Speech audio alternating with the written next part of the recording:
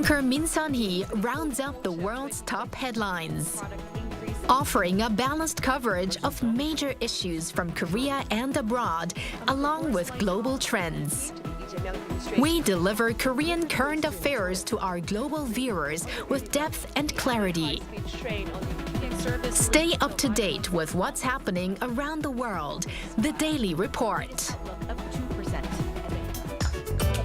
Talk Room invites global figures representing each K-content genre.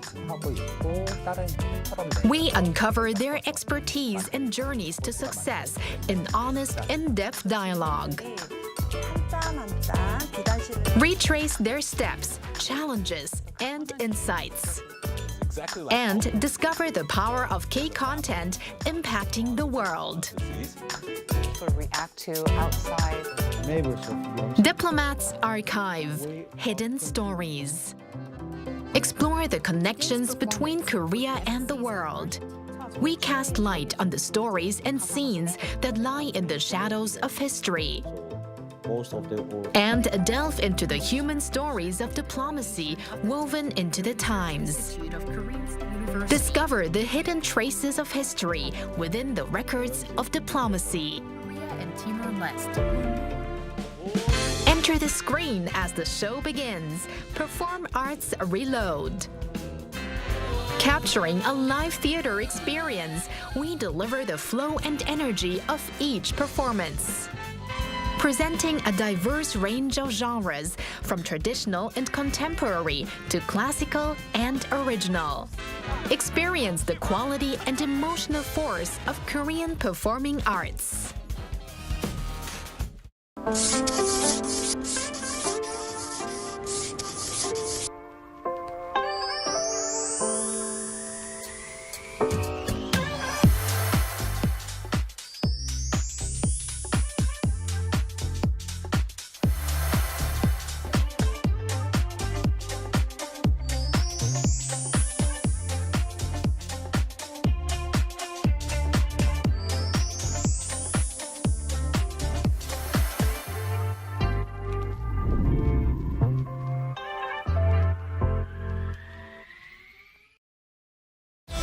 Introducing Korean broadcast content that you won't be able to stop watching.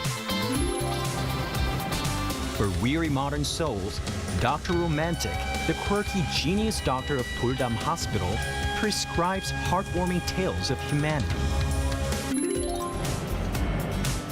A couple together for 7 years sees their rose-tinted glasses shatter. Can they keep their relationship alive? Discover the raw stories of youth, work, and love.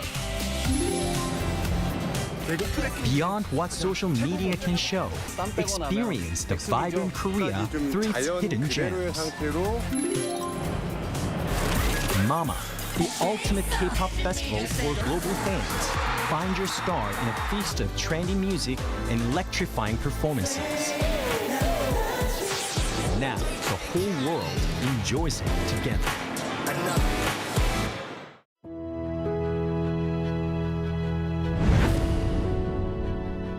The moment we wear it, our spirits lift.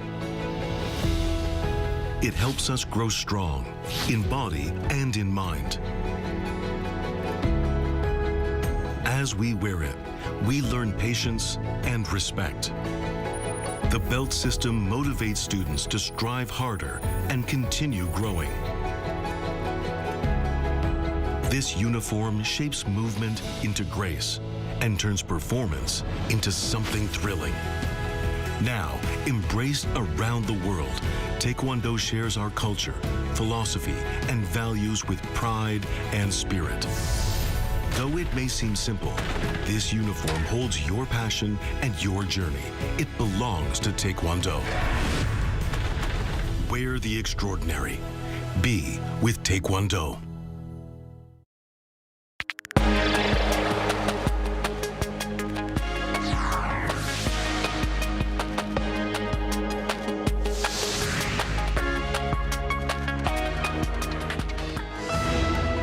The conflict in the Middle East has sent oil prices back to $100 per barrel. Iran's supreme leader issued his first public statement on the war, saying the country will continue blocking the Strait of Hormuz, while also vowing to keep fighting. Starting today, the Korean government has imposed a price cap on domestic fuel supplies for the first time in 30 years to combat a spike in energy costs and ease the burden on consumers.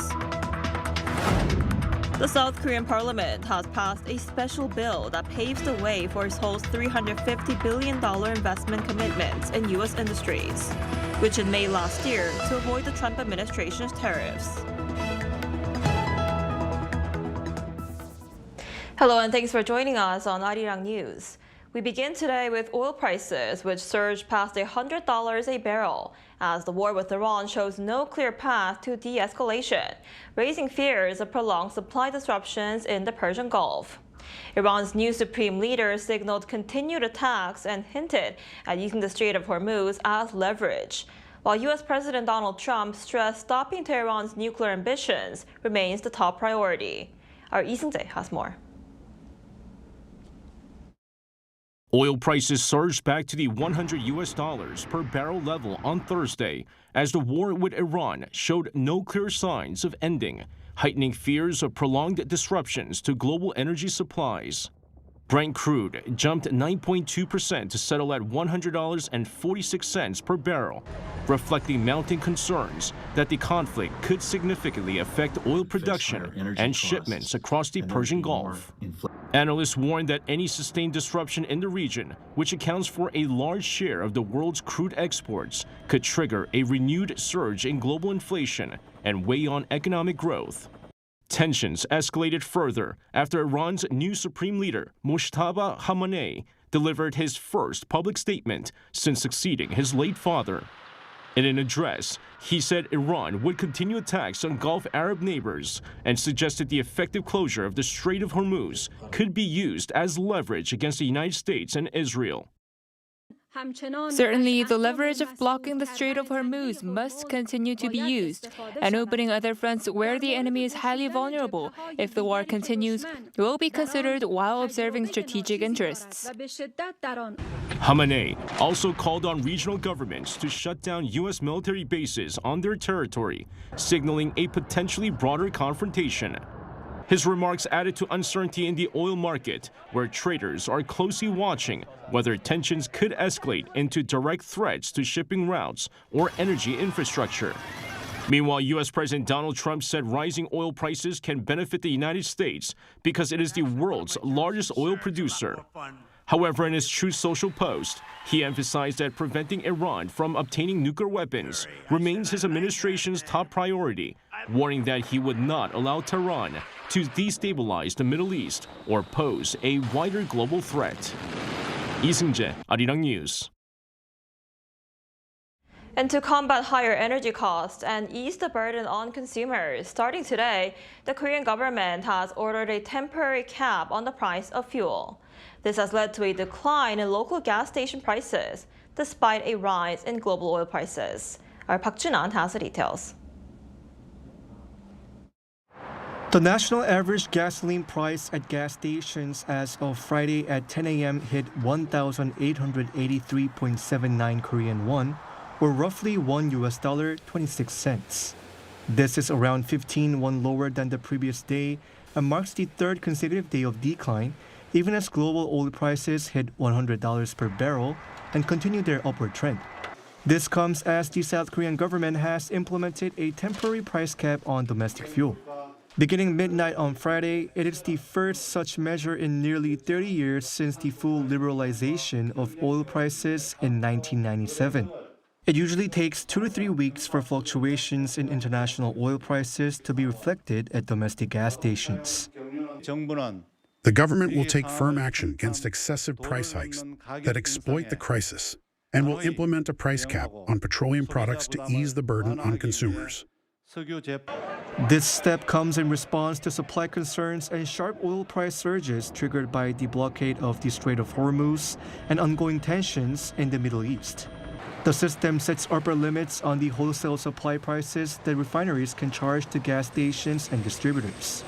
Regular gasoline is capped at 1,724 won per liter, automotive diesel at 1,713 won per liter, and household kerosene at 1,321 per liter. The maximum prices are calculated based on refiners' pre-Middle East conflict supply prices, adjusted by international oil price fluctuation rates and added taxes. The government will review and reset these maximum prices every 2 weeks, taking into account developments in the Middle East and global oil trends. Retail prices at individual gas stations are not directly subject to the cap due to regional variations and enforcement challenges. However, the government has strengthened monitoring alongside a ban on hoarding and profiteering. Gas stations that charge unusually high markups compared to their supply prices will be publicly named. If they're caught doing it again, they will face a full investigation by multiple agencies for possible collusion, poor fuel quality, or stockpiling.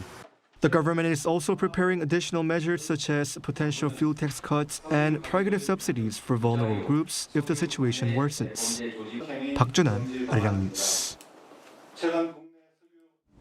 Meanwhile, lawmakers at South Korea's National Assembly have approved a bill paving the way for Seoul's pledge of $350 billion of investment in U.S. industries, which it made last year to avoid the Trump administration's tariffs. Our political correspondent Moon Hye-ryun tells us more. South Korea's National Assembly on Thursday passed a special bill aimed at managing the country's large-scale strategic investment in the United States. The legislation establishes the legal framework for Seoul to carry out its $350 billion investment commitment under a bilateral trade agreement with Washington. Momentum behind the bill intensified after U.S. President Donald Trump warned in January that tariffs on South Korean goods could rise back to 25% if Seoul continued delaying the legislation needed to implement the deal. Often referred to as the U.S. investment bill, the law establishes a new body tasked with overseeing the projects and coordinating the investment process. It will be responsible for managing and supervising investment activities tied to the bilateral agreement. A dedicated fund will also be set up to finance the initiative. According to the bill, the fund will be raised through government contributions, entrusted assets from participating institutions, and the issuance of special investment bonds. Officials say the structure is intended to ensure stable financing and systematic oversight as South Korea pursues large-scale strategic investment projects in the United States. Key sectors expected to benefit include shipbuilding, semiconductors, and other industries seen as central to strengthening economic cooperation between the two countries. The legislation had already cleared a special parliamentary committee reviewing the bill, as well as the National Assembly's Legislation and Judiciary Committee earlier this week with bipartisan support. President Lee Jae-myung remarked on this show of bipartisan cooperation during a meeting with his top aides on Thursday. 여러 가지 어려움들이 있을 텐데도 이런 대외적 관계에서 문제가 되지 않도록 이렇게 협조해 주신 점에 대해서 다시 한번 감사드립니다. Its final approval in Thursday's plenary session now provides the domestic legal basis for the government to move forward with implementing the investment plan. Separately, lawmakers also reported a request for a parliamentary probe into allegations of politically motivated prosecutions during the administration of former President Yoon Suk-yeol.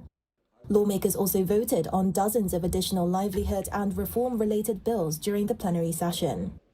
Moon Hye-ryun, Arirang News. And just hours after South Korea's National Assembly passed a special investment bill, Prime Minister Kim Min-seok met U.S. Vice President J.D. Vance in Washington to discuss overall bilateral relations. The Prime Minister's office in Seoul said Vance welcomed the Parliament's passage of the bill to implement Seoul's pledge to invest $350 billion in the United States. During Thursday's meeting, Kim called on Vance to work together to quickly implement other key security agreements outlined in a joint fact sheet released in November, including building nuclear-powered submarines and securing civil uranium enrichment. The two sides also reaffirmed that both countries are open to dialogue with North Korea and agreed to maintain close communication on this issue. North Korean leader Kim Jong-un has inspected a factory producing light portable weapons, where he tested pistols together with his daughter Chue. According to the Korean Central News Agency on Thursday, Kim visited the major munitions factory the previous day, testing a newly designed pistol that had been approved at a meeting of the party's Central Military Commission last month. Chue accompanied her father on the tour, both wearing leather jackets and also fired pistols at the factory's indoor shooting range. Pundits believe the images of Chue's shooting may have been intended to highlight her image to the public as a potential future leader.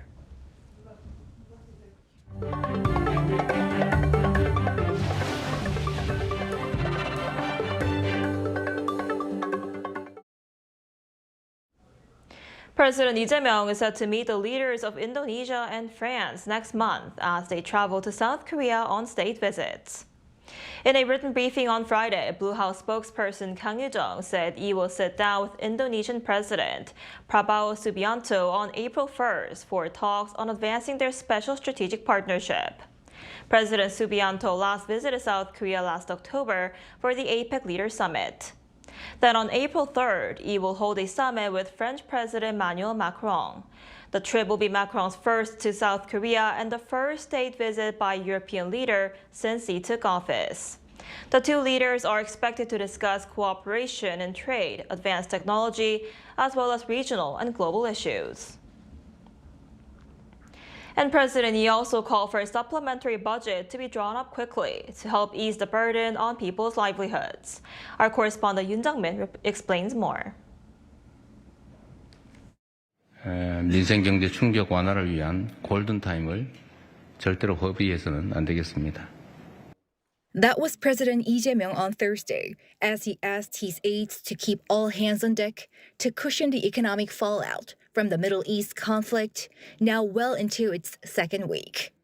He once again urged his officials to speed up organizing an extra budget, which usually takes about a month or two. 위기일수록 민생 안정과 경제 회복이 뒷걸음질 치지 않게 재정의 신속한 투입도 꼭 필요합니다. 결국 추경 편성을 하지 않을 수가 없는데 추경 편성도 최대한 신속하게 해주시기 바랍니다. As more people in the country start to feel the pinch at the pump, he stressed the need to employ all possible measures. 상반기 공공요금 동결, 또 농축수산물 할인 지원 확대 등을 포함해서 유류세나 화물차, 대중교통, 농업인에 대한 유가보조금 지원에 속도를 내야 되겠습니다. As the president was critical of those who view his policy as populist, he revisited that support should be executed in a way that does not aggravate polarization.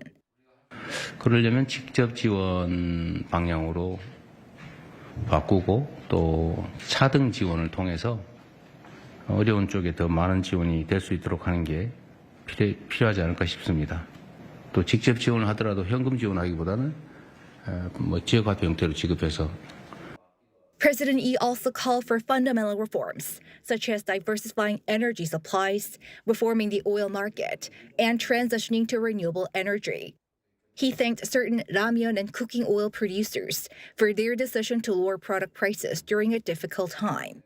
Ahead of BTS comeback concert at Gwanghwamun next Saturday, Lee ordered that public safety measures be thoroughly put in place, saying that hundreds of thousands of people will be gathering. The president also urged for the need to strongly punish any rip-offs.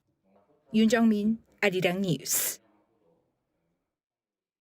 Surging demand for AI chips is pushing Samsung Electronics to speed up plant expansion. Workers from across the country are flocking to these giant construction sites, bringing benefits to the local economy. Our Kim Jun-ong was there. Construction workers in safety helmets and fluorescent vests walk in line. Some grab a quick bite to eat, while others stretch and warm up in the dark. They are working to expand Samsung Electronics Pyeongtaek campus, already the world's largest single-site semiconductor production complex. It's still before 6 in the morning. The sun isn't even up yet, but just south of Seoul here in Pyeongtaek, the day is already off to a busy start, with more than 20,000 workers pouring in every day. Construction here is in overdrive as Samsung looks to take advantage of the surging demand for chips.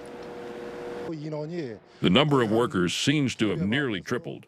Over the past few months, restaurants have been so crowded that it's hard to find a seat. That's when I really notice the surge in workers. With the construction industry in a prolonged slump, this site has become a welcome source of jobs, drawing workers from across the country. Since jobs are scarce elsewhere, many workers are coming here instead. I see people in shipyard vests and even rain gear from heavy industry sites. The surge is also breathing life into nearby businesses. As lunchtime approaches, workers line up to board large shuttle buses. Run by nearby restaurants, the buses fill up quickly. If things keep going like this, we may need to add more buses. There were times when not even a third of the seats were filled, but now all 240 seats are full. It's hectic, but we're glad. For now, the semiconductor boom lighting up Pyeongtaek shows little sign of slowing down, with Korean firms leading the global memory market, ramping up production to meet surging demand. As AI continues to expand, demand for semiconductors is expected to keep rising. South Korea has strong competitiveness in memory chips, along with the talent and infrastructure to support domestic production. New plants can also bring benefits to nearby businesses and local economies. Amid the semiconductor supercycle, Korea's chip expansion appears to be only just beginning. Kim Junong, Arirang News.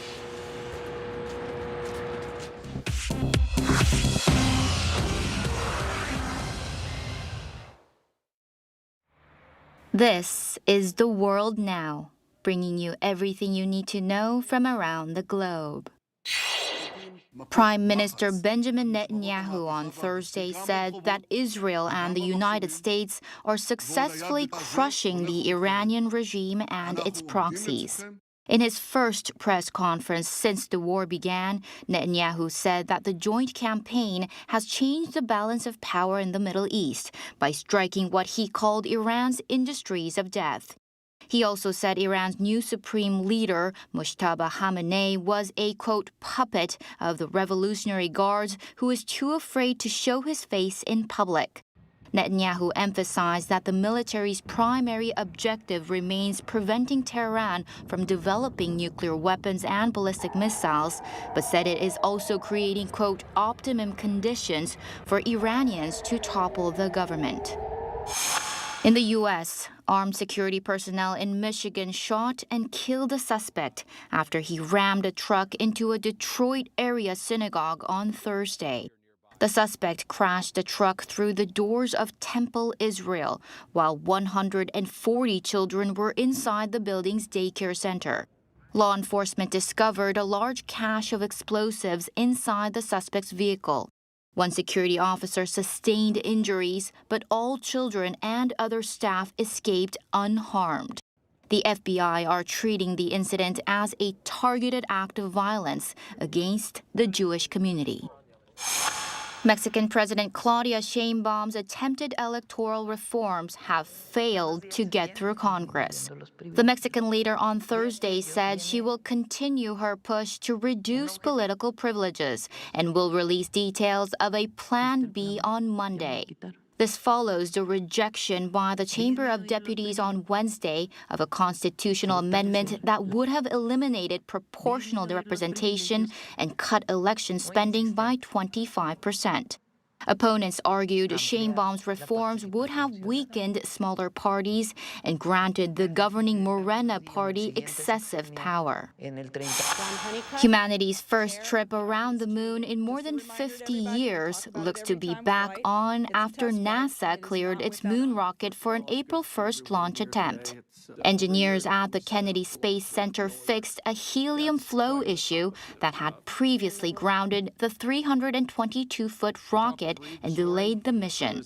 NASA officials on Thursday confirmed the rocket will roll back to the launch pad next week to meet a narrow 6-day launch window. The agency declared both the hardware and the 4-member crew are ready for the historic mission to the moon. Ju Ji-hyun, Arirang News.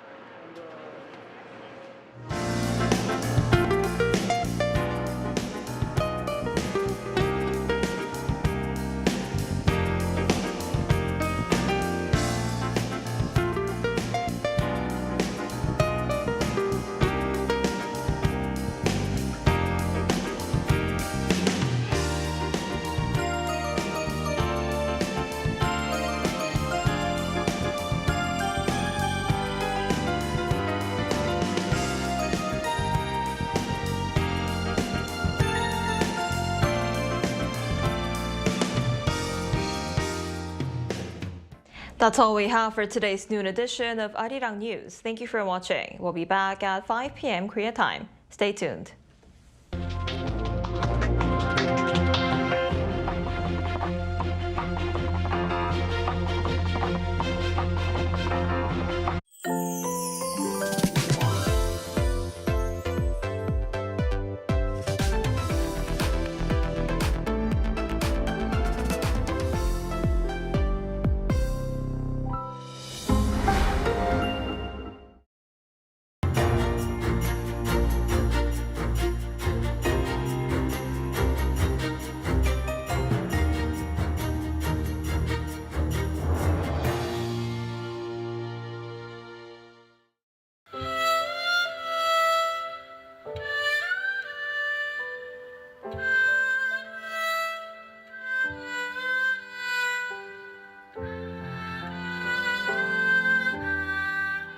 해금은 두 줄로 된 한 악기인데 저도 처음에 시작하게 된 거는 그 두 줄에서 너무 다양한 소리가 나오는 게 너무 신기했고 일단 해금이 되게 사람의 목소리랑 좀 비슷하다고 많이들 하세요. 줄을 눌러서 이렇게 음을 계속 왔다 갔다 진동하는 그런 형태를 띠고 있다 보니까 애절하다라고 많이 말씀을 해주시는 것 같아요.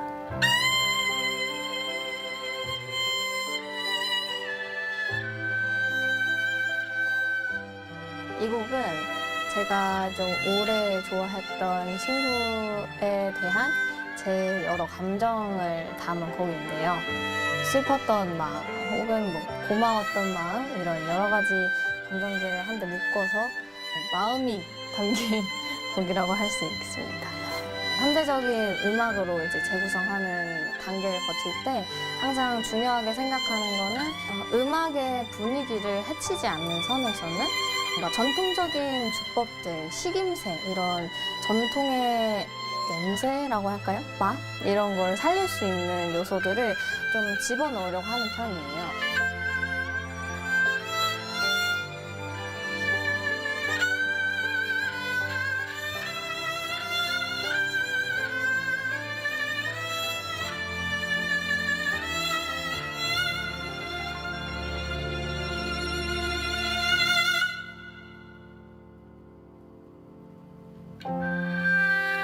저는 요새 연주하면서도 스스로가 마음도 편하고 몸도 편안한 음악들을 좀 자주 들려드리고 싶다. 제가 음악으로 위로받았던 것처럼 제가 하는 음악들로 여러분들이 좀 위로받을 수 있는 순간이 있었으면 좋겠다. 그런 무대를 만들려고 노력해야겠다라는 생각을 했던 것 같습니다.